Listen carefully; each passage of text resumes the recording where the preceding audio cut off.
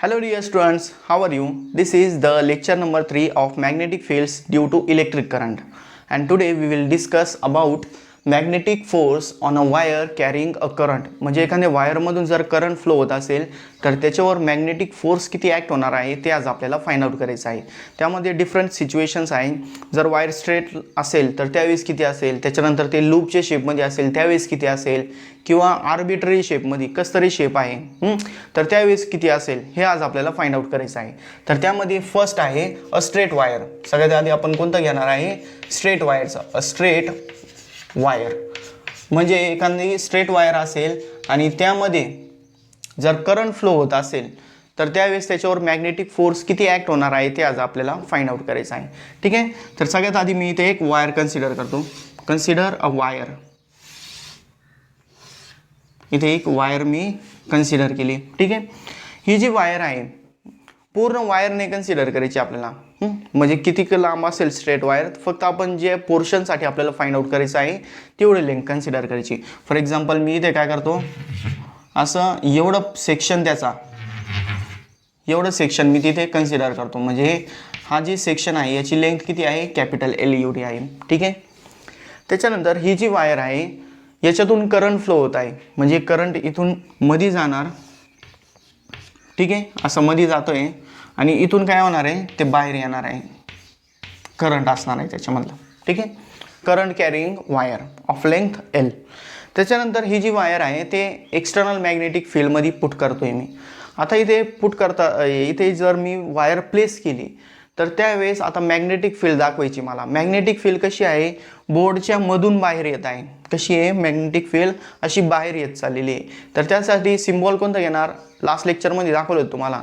सर्कलमध्ये डॉट असेल तर ते काय आहे, पेपरच्या बाहेर येत आहे, आणि सर्कलमध्ये क्रॉस असेल तर ते बोर्डच्या मध्ये चाललेलं आहे. ठीक आहे, बाहेर येत असताना दाखवायचे असेल तर मी कोणतं सिम्बॉल यूज करणार, सर्कलमध्ये डॉट यूज करणार असं.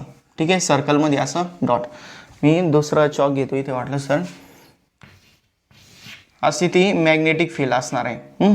आणि ही जी मॅग्नेटिक फील्ड आहे या मॅग्नेटिक फील्डमध्ये आपण करंट कॅरिंग कंडक्टर ठेवलेला आहे. ठीक आहे, युनिफॉर्म मॅग्नेटिक फील्ड आहे. कशी आहे, युनिफॉर्म मॅग्नेटिक फील्ड. ठीक आहे, अशी मी काय करतोय, मॅग्नेटिक फील्ड इथे दाखवतोय.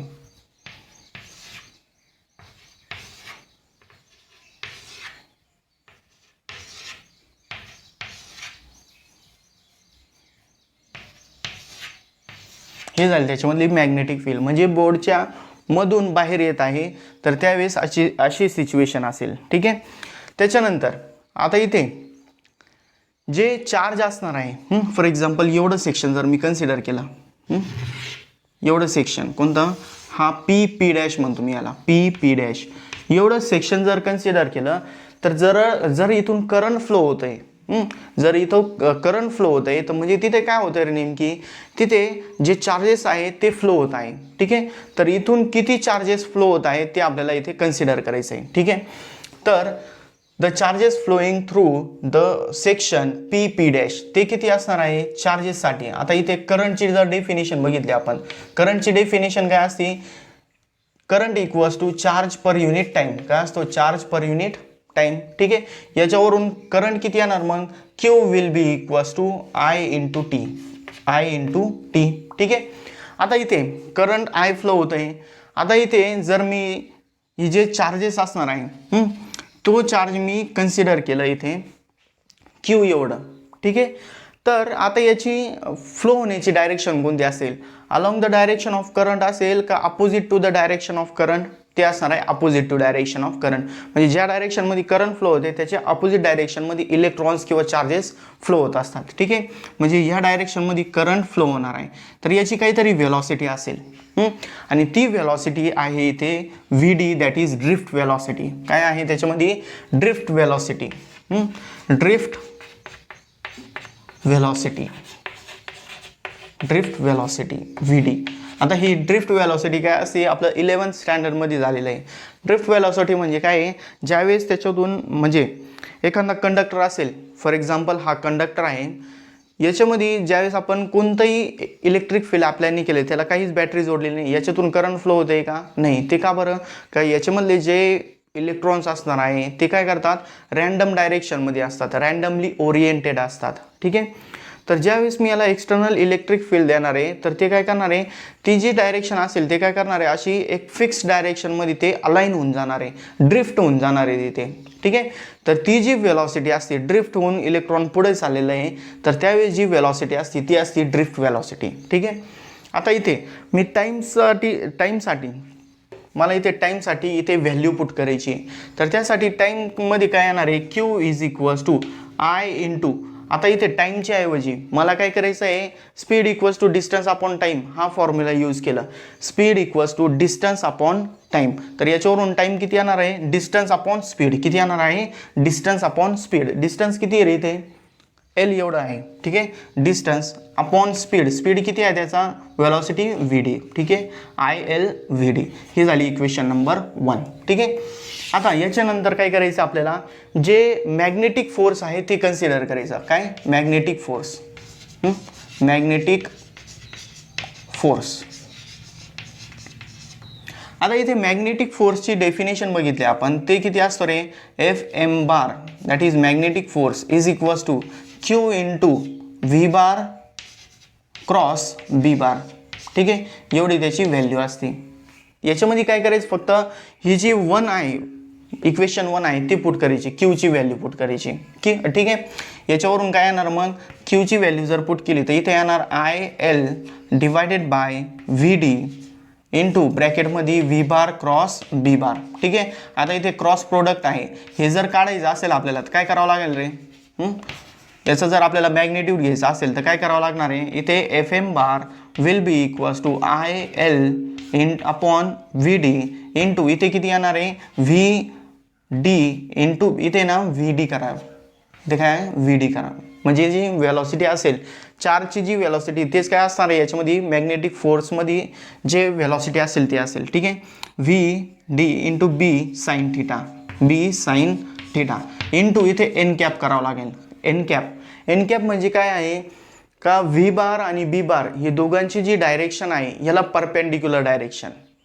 व्ही बार आणि बी बार हे दोघांना परपेंडिक्युलर जी डायरेक्शन असेल ना का ज्या डायरेक्शनमध्ये मॅग्नेटिक फोर्स आहे ती डायरेक्शनमधला युनिट वेक्टर म्हणजे त्याचं मॅग्नेट्यूड 1 आहे आणि त्याची डायरेक्शन कशाची अलॉंग आहे हे जे मॅग्नेटिक फोर्स आहे त्याची अलॉंग आहे. ठीक आहे.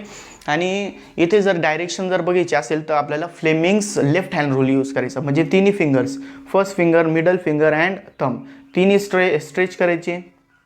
त्याच्यानंतर हे जे फर्स्ट फिंगर आहे जर हे काय मॅग्नेटिक फील्ड असेल मॅग्नेटिक फील्डची डायरेक्शन असेल ही करंटची डायरेक्शन असेल तर ही काय असेल मॅग्नेटिक फोर्सची डायरेक्शन असेल. ठीक आहे. जर आपण इथे जर कन्सिडर केलं तर इथे काय आहे मॅग्नेटिक फील्डची डायरेक्शन कुठं आहे अशी या डायरेक्शनमध्ये आहे. ठीक आहे. करंटची डायरेक्शन कुठं आहे या डायरेक्शनमध्ये आहे. तर मॅग्नेटिक फोर्सची डायरेक्शन कुठं असेल वर असेल. समजतंय ना कसं. आता याच्यामध्ये मॅग्नेटिक फील्ड कशी चाललेली आहे बाहेर चाललेली म्हणून या डायरेक्शनमध्ये, करंट कुठं चालले या डायरेक्शनमध्ये मिडल फिंगर या डायरेक्शनमध्ये, आणि जे मॅग्नेटिक फोर्स असेल मग कुठं असेल रे वरच्या डायरेक्शनमध्ये म्हणजे इथे काय असेल मॅग्नेटिक फोर्स एफ एम असेल. समजतंय कसं. Fleming's left hand rule use करायचं. आता याच्यावरून जर मी इथे आता दोघांमध्ये अँगल जर पाहिला आपण तर काय होतं रे इथे हे जे मॅग्नेटिक फील्ड आहे ती आणि वेलॉसिटी आहे ती दोघांमध्ये अँगल किती आहे ते 90 डिग्री. किती आहे 90 डिग्री म्हणजे एफ एम बार किती येणार मग F M bar will be equals to I L divided by V D. Sorry V D gets cancel. इथे व्ही डी आणि हा व्ही डी काय झालं कॅन्सल झालं म्हणजे खाली काय येणार फक्त I L into B sine किती पुट करायचं आहे 90 डिग्री इंटू एन कॅप. ठीक आहे. म्हणजे 90 डिग्री जर घेतलं तर साईन 90 किती असतो 1 असतो म्हणून किती असणार आहे इथे F M bar will be equals to I L B. ठीक आहे. Into N cap. आणि जर मी इथे व्हेक्टर काढून टाकलं फक्त मॅग्नेट्यूड कन्सिडर केलं तर F M is equals to काय येणार आहे आय एल बी. किती येणार आहे आय एल बी. म्हणजे एखादी स्ट्रेट वायर असेल आणि त्यामध्ये जर करंट फ्लो होत असेल तर त्यावेळेस जे मॅग्नेटिक फोर्स असणार आहे जे मॅग्नेटिक फोर्स असणार आहे ते किती असणार आहे आय एल बी एवढा असणार आहे. ठीक आहे. आणि जर मी इथे दोघांमध्ये व्ही बार आणि बी बार कोणते व्ही बार आणि बी बार दोघांमध्ये जर काहीच अँगल 90 डिग्री अँगल नसेल, काहीतरी अँगल असेल अदर दॅन 90 डिग्री, तर त्यावेळेस काय करावं लागणार आहे, फक्त याचा क्रॉस प्रोडक्ट घ्यायचं. म्हणजे कसं F M bar will be equals to I into L bar cross B bar. हे करावं लागेल फक्त आपल्याला, एल बार क्रॉस बी बार. समजतं ना कसं? फक्त इथे जर एल आणि बी दोघांमध्ये काही अँगल असेल अदर दॅन 90 डिग्री, त्यावेळेस काय करायचं आपल्याला, फक्त इथे क्रॉस प्रोडक्ट घ्यायचं आहे. ठीक आहे, समजलं कसं घ्यायचं आहे? हे झालं त्याच्यामधलं स्ट्रेट वायरचं. याच्यानंतर नेक्स्ट आहे number 2 arbitrary shape. Arbitrary shape म्हणजे जर इथे शेप स्ट्रेट लाईन नसेल अदर दॅन स्ट्रेट लाईन, म्हणजे कसं पण मिळू शकतो. फॉर एक्झाम्पल असं आपण कन्सिडर करू. ठीक आहे, असं ते वायरचा शेप आहे. ठीक आहे, तर यावेळेस मॅग्नेटिक फोर्स किती असेल याच्यामध्ये, जर याच्यामध्ये एक करंट फ्लो केला आपण, फॉर एक्झाम्पल इथून करंट मध्ये जातोय असं आणि इथून ते बाहेर येतो म्हणजे असं या डायरेक्शनमध्ये फ्लो होत आहे. ठीक आहे, आणि ही वायर जर आपण एक्सटर्नल मॅग्नेटिक फील्डमध्ये प्लेस केली, एक्सटर्नल मॅग्नेटिक फील्ड कशी आहे ॲज इट इज, म्हणजे कशी बोर्डच्या मधून बाहेर येत आहे, म्हणजे कशी ह्या डायरेक्शनमध्ये म्हणजे बाहेर येत आहे. ठीक आहे, इथे पण कशी असेल युनिफॉर्म मॅग्नेटिक फील्ड आपण कन्सिडर करू इथे. ठीक आहे, तर या सिच्युएशनमध्ये जर आपल्याला मॅग्नेटिक फोर्स फाइंड आउट करायचा असेल तर सिम्पली याला काय करायचं, इथे मी काढून घेतो. इथे मी एक त्याचा स्मॉल एलिमेंट कन्सिडर करणार ऑफ लेंथ DL. ठीक आहे, म्हणजे पूर्ण वायर कन्सिडर करतो का मी? नाही, फक्त एवढी वायर कन्सिडर करतोय. तर या वायरवर जे मॅग्नेटिक फोर्स ॲक्ट होणार आहे ते किती असेल रे? F M bar will be equals to, F M बारचं फॉर्म्युला काय आहे? I L bar cross B bar. काय आहे? I L bar cross B bar. आताच बघितलं आपण. ठीक आहे, बट यामध्ये जर आपल्याला एफ एम कधी घेणार आहे आपण, जर पूर्ण वायर कन्सिडर केली तर. जर आपण फक्त पोर्शन स्मॉल पोर्शन कन्सिडर करतोय तर स्मॉल पोर्शन दाखवण्यासाठी आपण काय करत असतो, स्मॉल डी घेत असतो, DFM करत असतो. ठीक आहे, त्याच्यानंतर सिमिलरली इथे पण पूर्ण लेंथ कन्सिडर केली की आपण नाही, फक्त लेंथ एलिमेंट DL कन्सिडर केलं म्हणून काय घ्यायचं इथे DL बार घ्यायचा. ठीक आहे, आणि इथे आपण मॅग्नेटिक फील्ड आपण युनिफॉर्म जर कन्सिडर केली तर त्यावेळेस काय होईल हे बघू आपण. तर इथे हे झालं स्मॉल एलिमेंटसाठी. जर आपल्याला टोटल जर फाइंड आउट करायचं असेल, सगळ्यांना एकत्र करायचं असेल, इंटिग्रेट करायचं असेल, तर त्यावेळेस काय करायचं इथे इंटिग्रेशन घ्यायचं. काय घ्यायचं? इंटिग्रेशन. म्हणजे जर आपण इंटिग्रेशन ऑफ DFM बार घेतलं तर याच्यावरून काय येणार आहे, equals to integration of what I into DL bar cross B bar. ठीक आहे, आता याच्यामध्ये जर सगळ्यांची इंटिग्रेशन जर घेतले आपण तर त्यावेळेस काय येणार आहे इथे FM बार टोटल मॅग्नेटिक फोर्स येणार आहे. ठीक आहे, इक्वल्स टू व्हॉट, याच्यामध्ये करंट आय काय आहे, याच्यामध्ये कॉन्स्टंट आहे, थ्रू आउट द वायर काय असतो ते करंट सेम असतो, म्हणून काय घ्यायचं आपण बाहेर घेणार integration of what DL bar cross B bar. ठीक आहे, त्याच्यानंतर जर आपण युनिफॉर्म मॅग्नेटिक फील्ड कन्सिडर केली, कोणती? युनिफॉर्म मॅग्नेटिक फील्ड म्हणजे काय आहे, प्रत्येक ठिकाणी कोणत्याही पॉईंटवर जर आपण लेंथ कन्सिडर केली तर त्यावेळेस same amount of magnetic field तिथे ॲक्ट होत आहे असं आपण कन्सिडर केलं तर त्यावेळेस ही पण काय असणार आहे, कॉन्स्टंट असणार आहे. म्हणून काय घेऊ शकतो आपण, त्याला बाहेर घेऊ शकतो. म्हणजे काय येणार इथे FM bar will be equals to I integration of DL bar cross B bar. ठीक आहे, इंटिग्रेशनच्या बाहेर घेऊ शकतो आपण त्याला. आणि हे ब्रॅकेटच्या मध्ये हे असणार आहे magnetic force acting on and arbitrary shaped wire. म्हणजे वायरचं शेप कसं पण असेल तर त्यावेळेस आपण हा फॉर्म्युला अप्लाय करू शकतो. ठीक आहे, आणि लास्ट आहे याच्यामध्ये नंबर 3चा, तो आहे क्लोज्ड लूप. म्हणजे इथे जर आपण क्लोज लूप कन्सिडर केली, कोणती? Close loop.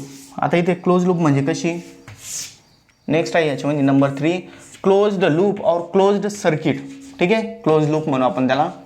जर आपण इथे क्लोज लूप कन्सिडर केली, म्हणजे जी वायर आहे ती इथून स्टार्ट होत आहे काहीतरी स्क्वेअर बनवून किंवा सर्कलमधून फिरून परत कुठं येते, त्या पॉईंटवर येते, तर त्यावेळेस मॅग्नेटिक फोर्स किती असेल ते आपल्याला फाइंड आउट करायचं आहे. तर आपल्याला हाच फॉर्म्युला तिथे अप्लाय करता येईल. जर युनिफॉर्म मॅग्नेटिक फील्ड असेल तर आपण हा फॉर्म्युला घेऊ शकतो. बट यामध्ये चेंजेस काय करायचे, फक्त F M bar is equals to इथे I into integration of D L as it is घ्यायचं, I into integration of D L bar in cross B bar. ठीक आहे. आता याच्यामध्ये चेंज काय करायचं, फक्त क्लोज लूप आहे, क्लोज लूप असेल किंवा क्लोज सर्किट असेल किंवा क्लोज सरफेस असेल तर त्यावेळेस आपण इथे इंटिग्रेशनने काय घेत असतो, क्लोज्ड इंटिग्रेशन. कोणतं घेत असतो आपण, क्लोज इंटिग्रेशन. म्हणजे ते सिम्बॉल आहे फक्त, म्हणजे तिथे क्लोज शेप येतोय त्यासाठी. आणि त्या केसमध्ये जर आपण इथे व्हेक्टर आहे, व्हेक्टर म्हणजे कशाचं, जे लेंथ आहे, ज्या डायरेक्शनमध्ये करंट आहे, ज्या डायरेक्शनमध्ये लेंथ पुढे चाललेली आहे त्या डायरेक्शनमधलं व्हेक्टर आहे. आणि जर ते क्लोज लूपमध्ये असेल तर ते सगळ्यांची जर आपण व्हेक्टर ॲडिशन केली, काय केली, व्हेक्टर ॲडिशन केली, तर त्यावेळेस त्यांची समेशन किती येणार आहे, 0 येणार आहे. फॉर एक्झाम्पल इथे जर मी एक या टाईपचा स्क्वेअर कन्सिडर केला, ठीक आहे, तर या डायरेक्शनमध्ये फॉर एक्झाम्पल इथे लेंथ आहे ए, साईड असणार आहे ए ए ए, ठीक आहे. तर हे जर मी इथलं कन्सिडर केलं आणि इथलं कन्सिडर केलं, हा राईट डायरेक्शनमध्ये हे लेफ्ट डायरेक्शनमध्ये दोघांना ॲड केलं किती येणार आहे रे, प्लस ए मायनस ए, किती होणार ते 0. इथे पण सेम तसंच आहे, असं करंट इकडून फ्लो होतं आहे, म्हणजे या डायरेक्शनमध्ये हा प्लस ए हा मायनस ए, किती होणार ते 0. म्हणजे क्लोज इंटिग्रेशनमध्ये जर आपण व्हेक्टर्स ॲड केले तर त्यावेळेस त्यांची समेशन किती असते, D L bar summation of close integration of D L bar is equals to किती असणार आहे, 0. देअरफॉर एफ एम बार किती येणार आहे, F M bar is equals to 0. म्हणजे जर तुम्हाला क्वेश्चन आला याच्यावर तर कसं येऊ शकतो, show that the magnetic force acting in uniform magnetic field of a closed loop is 0. म्हणजे क्लोज लूप असेल तर त्यावेळेस मॅग्नेटिक फोर्स किती असेल, त्यामध्ये 0 असेल. असं तुम्हाला प्रूव्ह करायचं असेल तर तुम्हाला ही स्टेप्स फॉलो करावं लागणार. ठीक आहे, समजलं का, सॉल्व करायचं आहे. आता याच्यावरचे जे अनसॉल्व न्यूमेरिकल्स दिलेले आहे, म्हणजे जे बॉक्सेसमध्ये दिलेले आहे, तर ते आपल्याला इथे सॉल्व करायचे आहे. बट ज्यावेळेस आपण न्यूमेरिकल्स घेणार आहे ते आपण त्यावेळेस ते सॉल्व करणार आहे. ठीक आहे, तर आजच्या लेक्चरसाठी फक्त एवढंच. बाकीचं जे पार्ट आहे ते आपण नेक्स्ट लेक्चरला घेऊ. ठीक आहे, थँक्यू सो मच.